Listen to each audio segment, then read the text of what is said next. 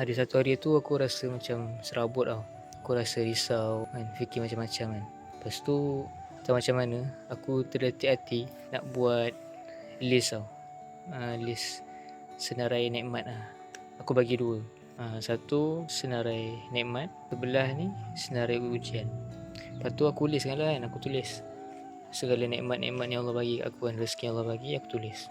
Banyak agak lah, lebih dari 10. Sampai aku dah malas nak tulis kan, sebab banyak sangat. Lepas tu macam-macam lah nikmat bekerja, nikmat ada keluarga, banyak lah macam-macam. Lepas tu sebelah tu ujian. Bila aku check balik ujian, adalah satu, aku tulis manusia kan. Kita kadang ada ujian dengan manusia kan, aku tulis manusia dekat bahagian ujian tu. Lepas tu bila aku tengok balik list tu, nikmat dengan ujian, dekat senarai nikmat tu lagi banyak daripada ujian.